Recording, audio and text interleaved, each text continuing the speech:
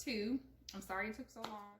If you haven't caught part 1, definitely go back and catch that so you can kind of see the lead up to this point in our story. What? Yes, we're not saying it all over again. No, we're not going to be repeating it, but we'll definitely, just go check it out. Check out part 1.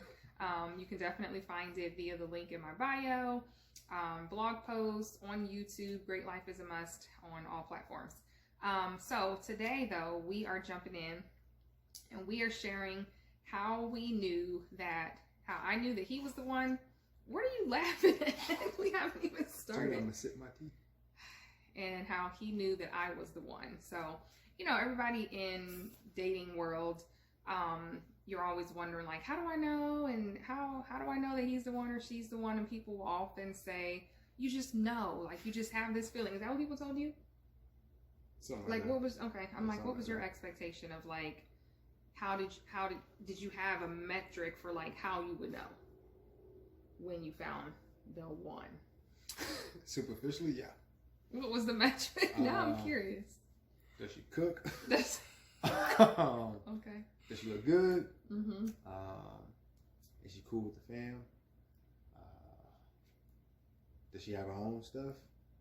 Okay. I think kind of typical. Okay. Yeah. So for me, I guess I had heard that you'll just know so much that I really just was looking for that feeling. And it's so funny because that is true. You do kind of just come to this like knowledge, like, yeah, this is definitely it. So there are definitely a few things, at least for me though, that I would say really like solidified the relationship, if you will. So for me, I have to talk about, this was the year before we got married. So 2012, Thanksgiving Day, or Thanksgiving. Yeah, you came down a little bit before. It was around the time. Of Thanksgiving, probably the day before, because I was cooking. So, I had my own house. I still have that house in Ohio, and my family wanted to come over. So we always would do. This is obviously pre-COVID and all that, when families could actually get together, no issue. But they wanted to all come over and cook at my house. And so I'm like, okay, no problem. I didn't think anything of it. We were going to a family friend's house the day of Thanksgiving, and I just thought it was cool. Like, they all wanted to come over and cook. So, of course, by this time, if you watch part 1, we know that we're building something, 100% sure of that, at this point. And so I was talking to him, and I wanted him to come down, but he had already told me that he couldn't come down. You were still living in Texas at the time. Mm-mm. No, where were you? Were you in Augusta already? Okay, so you were in Augusta at the time, and I wanted him to come down, but he just said he couldn't. Why couldn't you come down? What'd you tell me? Yeah, I don't remember. I don't remember so many stories on it. Yeah, so so he told me he couldn't come down, and of course I was just sad, because I think it must have been a whack response, because I remember being real sad. Like, why would he not come? Like, this just doesn't make sense. Whatever his reasoning was, he just didn't. It was whack, and so. But my family came over anyway, so we're all, now, let me go back. So when I relax, and I'm still like that to this day, mm-hmm. So if you don't like it, you might need to say something. But when I'm like at home, and I say this, and I mean this in the most, like, if you know me, I mean this well, but like, I look super homeless when don't shake your head, just, stay just like that. So when I'm like in super relaxed mode, I could be in the most just random raggedy of leggings. They probably have a hole in them. Dang, babe, you're supposed to say. I was going to say it's not that bad, but you said the hole, and they do typically have a hole. They do, in the thigh, you know, in the thighs. So, always in the thighs. Yeah, you did, actually. Okay. Always in the thigh, there's a hole. Ladies, you know what I'm talking about. So, yeah, I wear whatever. So it was just me and my sisters, my mom and my 3 sisters. I don't know, it may not have been all 3 of my sisters, but definitely my mom and at least 2 sisters. We're at my house that day, that evening. We're all cooking. I'm making, stuffing, dressing, whatever you call it, gravy. I mean, we're just doing the whole dinner. We're preparing it, our part at my house, and I looked rough. She didn't look that bad. Oh, that's so nice of you. I was rough. So I'm on the phone talking to him, sad about him not coming down. And this went on like about for a couple hours. For some hours. So you were on your way to go get food at Burger King. And so I'm talking to him and he's on the phone, and I think we may have like hung up at some point and got back on the phone, but he's still driving. And so at this point, I'm still not thinking much of it, but I'm like, that's just weird. Where the heck are you going? Why are you still driving? So long story short, I think at this point I had started to decorate. Don't judge my tree. You already. The tree was like that big. I didn't want to have a big tree. That big. That's the tree. I just didn't want to have a huge tree at my house. I don't know. I just didn't. So I'm putting this little tree up.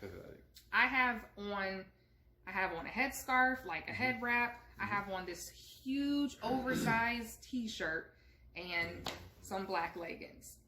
Yeah. I'm decorating the tree. I hear a knock at the door, or maybe there wasn't a knock. At least somebody went to the door. I see somebody with a camera. In walks Vic. From Augusta, Georgia. That was a long drive. He had driven all the way up to Ohio from Augusta, Georgia to surprise me. Mm-hmm. Now, I was ecstatic, super, super happy. What I was not happy with is the fact that none of my sisters, my mom, nobody told me, nobody said, hey, maybe you should go change. Like, nobody suggested anything. And so of course they're like, well, if we would have told you, you would have known that something was up. But I'm like, dang, y'all could have at least been like, maybe take your headscarf, because they're taking pictures, and I wish that I knew who had the pictures at this point, but they're taking pictures of this, like as he's walking in, me like jumping to hug him. They could have at least been like, oh, let me see your hair stuff, you know what I mean, something to like get my headscarf off my head at that point. Because again, we were still dating. It just, to me, it just would have been the nice thing to do. Nobody did that. So here I am looking a hot mess, and he never said a word. I mean, he was just happy to see me, didn't mind, it wasn't like he was turned off by that, and so just even that, just the whole thought of the fact that he had came all the way from Augusta, Georgia. What's that, 15 hours? No, it ain't that long, but it's at least. Why would I think it's 15? Actually, it's no, 10? It's not 15. It's probably like 9 or something. I don't know. The drive from there to, I hated that drive. It's a long drive. Yeah, it's a long, super long drive. So, but just to me, the fact that he had done that, it spoke volumes to me, just to kind of letting me know how much he really cared and how much he wanted to see me and how much he really thought of me to take that drive, So, I was upset that he didn't tell me, because I was sad, that I wasn't going to see him, but then he came and I was super happy. So, I think for me, that was definitely a pivotal moment. I'll share the other one, but I'll let you kind of go. Oh, okay. So when did I know? So I would say that if you listen to the first story, part 1, that's what you call it. Mm-hmm. Okay. If you listen to part 1, I kind of already explained when I knew. So like I said, we connected while I was in Afghanistan, and it was just, it was always the conversations and kind of the making the day better just through communicating. We would do Bible study together while I was in Afghanistan. We actually, as she said, we watched the basketball game together. You see, and those are all the kinds of things that kind of led to that point. At the time, I was in command, and my first sergeant said, "Hey, if you're serious about this woman, then you can't put yourself in a situation where sometime in the future you have to tell her about something you did, right? So you have to go into it with a clean slate. Like, you have to do that." And I took that to heart, right? So when I came back from Afghanistan, that was my mindset. And when we had our first, date, where she said I try to, splurge or whatever. I don't think I splurged. You did. People have. You come to town, you have a good time. That's what happens, right? Like, would you come to town and be boring, like you're just sitting there doing nothing? Like, that doesn't make any sense. Anyway, so we had that conversation at a wine bar and said, hey, I'm at the point in my life where I'm not going to waste my time, because I'm in the military. That's not going to change anytime soon. So if you can't see that, then we're not going to waste each other's time in that regard. And the first time she said she couldn't, was somewhat disheartening, but at the same time, I wasn't necessarily in a position where I was hurt. I was just a little like, okay, I'm kind of used to that. Like if you've been in the military long enough, you know, certain things are kind of trends, right? Things just happen a certain way. So you're kind of used to that. I don't want to say rejection, but you're used to that mindset of if you're not from a military environment, it's not comfortable for people that have never been a part of it. So you're kind of used to that. Oh yeah, you know, we can talk, and then you deploy, and then when you come back, that person's not there anymore. That's kind of common. So when she came down again the second time, we went to San Antonio that weekend. It was she came down for a ball, and like I said, she was kind of, you know, the girl that I always had an eye on at some point throughout my life. So when she came to San Antonio with me and we hung out, and after again, at that point when she said she could, I was pretty much done for at that point. Because that's the only thing I needed to know, was that when we move forward, that me being in the military, something I've devoted my entire life to, or at least the last 15, 16 years to, is not going to be a hindrance to our relationship. Because I can't choose between the two. I'm too far down this rabbit hole to say, okay, well, let me just pick up and pivot.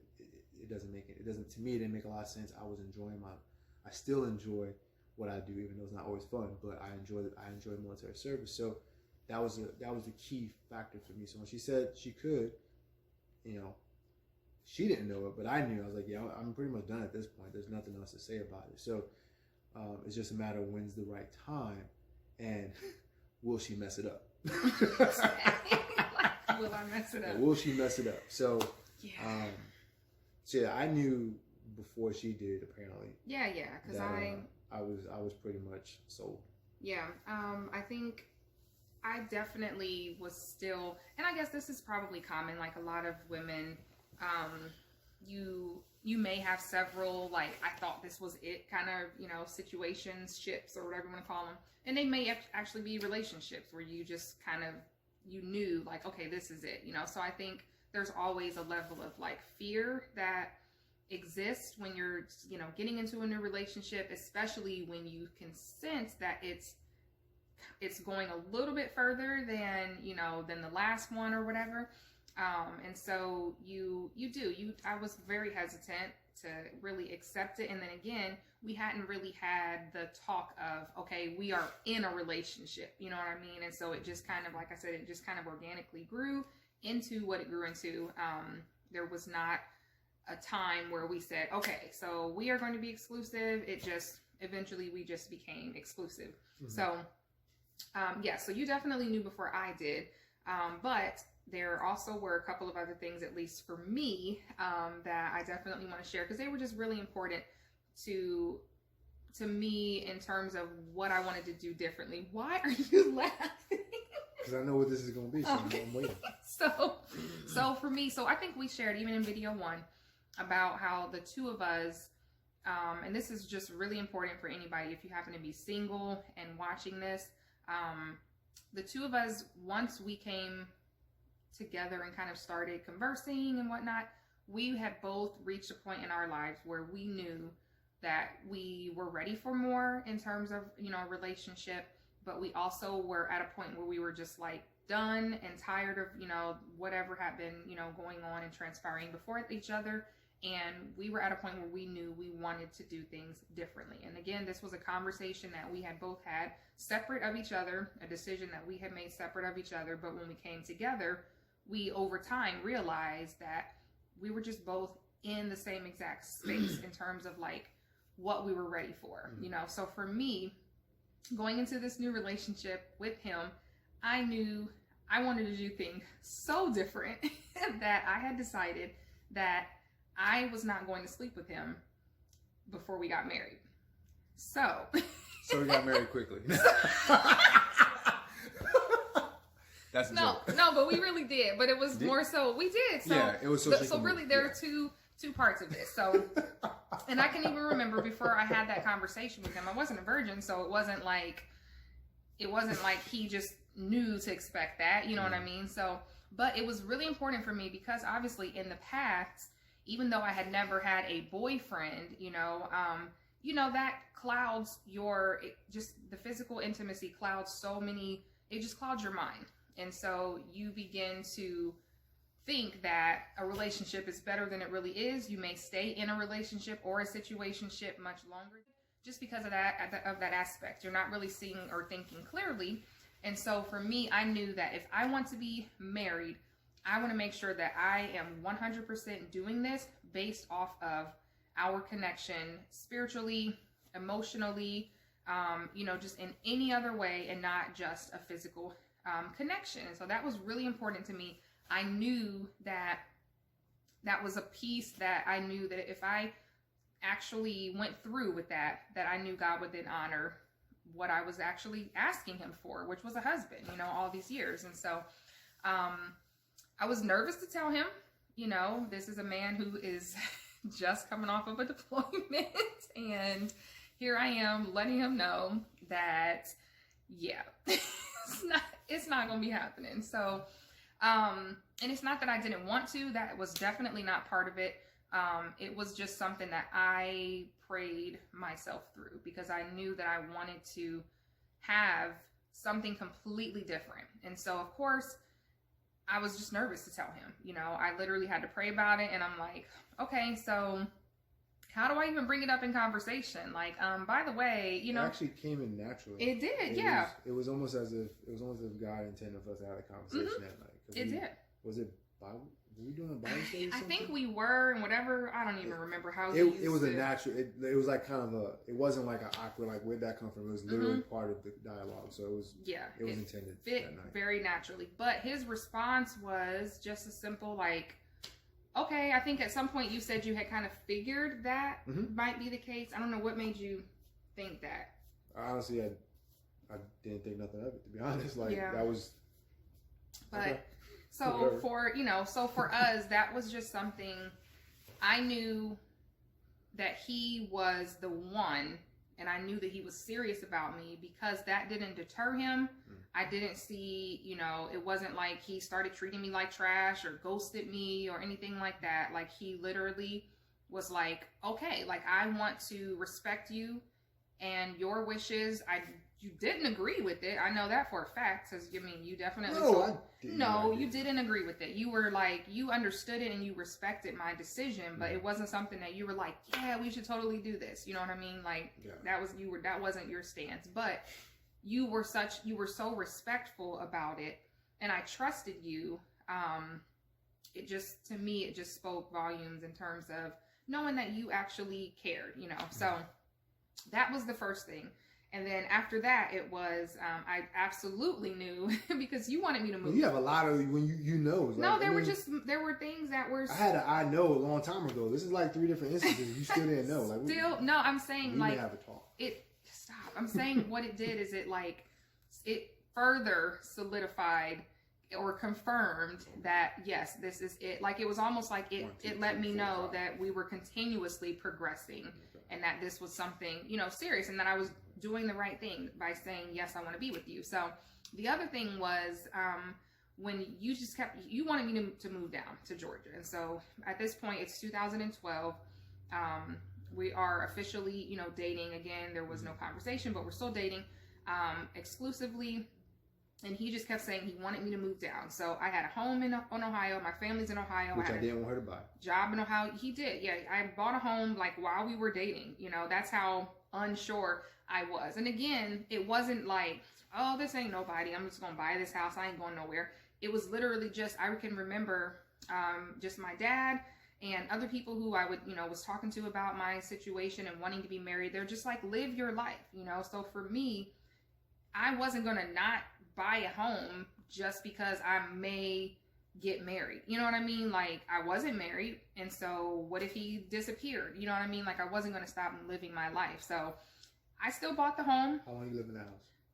That's not the point. I lived in the home for a year, but God knows the plans he has. And of course he didn't stop me. He knew that he couldn't stop me. Well, because, I can't tell her not to do something like that. Like, that's not fair. Yeah. So I still bought the home.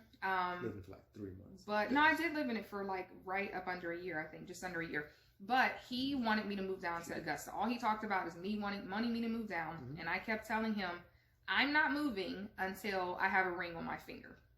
I know too many women that make the move or sacrifice all these things for their boyfriends, and then years later, they are still single, desiring to be married. That was not about to be my story. I never wanted that to be my story. And so, yes, I could move and then we get married and we get a divorce immediately or soon after. But for me, I was not willing to take the risk as a single person with just a boyfriend and just be moving. So when you talk about, he says I pushed his timeline, I didn't care. If you want to be with me that bad, then you will make it happen. I gave him the formula. Like, this is what I desire. If I'm going to move, I'm not going to sell my house, quit my job just because you like me so much that you want me to be your girlfriend and come live with you for 15 years and never get married. Like, I wasn't going to do that. So for me, again, he didn't back down from that, So yes, I pushed his timeline. I think you had this like idea of when you wanted to propose and whatnot. And it just didn't happen that way because he knew by then you already knew that you wanted to be with me, that you wanted to marry me. And so he did what he had to do to step up to the plate and, make that happen rather than drag it out and delay the whole thing, So I think, again, it just goes to show, and I say this all the time, and when I'm saying stuff, I mean it in the most respectful of ways, but Sometimes. Yeah, all the time. But this is just for a lot of the ladies who feel afraid, like if you have standards and you feel like you're afraid to share them because he's going to leave me, oh my gosh, I'm going to lose my boyfriend or whatever. Like, if he is afraid of your standards or your standards push him away, like, he needs to go. You know what I mean? Like, you should not have to say, again, in the most respectful of ways, you shouldn't have to suppress your standards and lower your standards or, completely just be this whole other person because you are afraid that your man is going to leave you. You know what I mean? And so I knew that I was taking risks when I was putting my desires out there to him, but I also knew that I knew what I wanted so bad that I was willing to take that risk. And so this is something that I've even done for many years of dating people. I would literally pray, like, God, if this person is not for me, remove them from my life. And so I feel like if you can't pray, and so I was never afraid to pray that prayer. I can remember there was a guy that got fired from a job of mine the day after I prayed that prayer. He was trying to court me in a weird kind of way. What year was this? Babe, this was obviously before you. But it was definitely before you. You didn't think about that again? Yeah, because I was at the same job, but I was there for almost 3 years. So yeah, he was trying to make it seem like he was interested, and I was just confused. He was confusing me. We were going to lunch literally every day, but then we were never dating, outside. I'm building up the story. So at this point, basically, I just prayed like, okay, God, if this guy is not for me, remove him from my life. The man got fired the next day. Not anything to do with me, but he got fired. And I was like, well, God, that's a pretty clear message that this is not for me. So again, ladies and even men, have your standards and live by them and keep them, the right person. You will know, like, you will absolutely know when you know, and you will see that your standards, your desires, don't push them away. I think that's really the important lesson that I learned and that I like to share with other people, is just that you just have to say exactly what you want, and the right person will be 100% okay with it, or they will desire you so much that they will grow to just respect it and be okay with it, So I don't know. What do you think? I can take this in so many different ways. Take it, yeah. No, I'm gonna go back to that dude. Oh my God. No. So I think the only thing I can really say to that is, for me, it wasn't hard because I had made the decision a long time ago versus the 3, 4, 5 instances you needed. Yeah. But it wasn't. There was nothing that was a compromise since I already knew the end, right? So I wasn't too concerned with that. And the reality was that I think to some degree, and I can't speak for all people in the military by no means, but I think to some degree, people in the military tend to live their life a little bit faster than most, just because you're home for a year now, but then you're gone for a year. You're home for 7 months, and you're gone. You just never know the inevitable time that you have to go away for a year, or even worse, God forbid. So what I've experienced, at least what I've seen, is we tend to live a little faster. We kind of do things faster than most people do it. Yeah. That have I would say a normal life, but do the traditional things, if you will. So for me, being with somebody that I knew I wanted to be with, that I pretty much already had figured out. Because one thing that I knew even when I was deployed was that I said, Lord, if you want me to be the man of God that you have called me to be, you have to give me the woman that's going to hold me accountable to that. And legitimately, just like when she talks about the prayers, when I made that prayer, it wasn't long after that her and I reconnected, right? So I was already kind of invested from that mindset, because I was like, well, okay, let's kind of see how this plays out. And it just, all those gates were met in that regard. Even the conversation, we're doing Bible study together. She's taking time to talk to me. I think it was like, early in the morning, her time, before she goes to work. There's a time difference, which means that she has to kind of get up a little bit early to do that. We go back, and when I come home, we still have the same connection. We're doing Bible study, and she tells me, look, hey, I don't want to have sex with you prior to marriage. And it fell in line with what I was expecting anyway, because that's what I had prayed for, right? So you wouldn't be in these streets. Mm-hmm. You ain't got to say it like that. But anyway, long story short is, it was easy for me to know because I had prayed about it, and it was literally that shortly after that, her and I reconnected. So because I knew the end, I wasn't too concerned about all these stipulations or gates, because okay, it is what it is. But we live life faster, right? So for me being home, I think I came home in August of 12. I was in Georgia sometime actually I reported to Augusta, I want to say sometime in late October, November timeframe. So I had only been there for about a month before I went to see her for Thanksgiving anyway. So when we had started to get serious in that regard, or if you want to call it that way, I knew that when I go to school, which is what I was doing in Augusta, that's 6 months, I could go to another PCS and be on a plane out of here again, right? So for me, it's like, for me to see this person that I want to be with, and they live, roughly 10 hours away, it doesn't make any sense to keep that distance, not knowing what the future holds in terms of when this assignment is over, right? This assignment is over in 6 months. I'm gone again. That's a whole nother year. Yeah.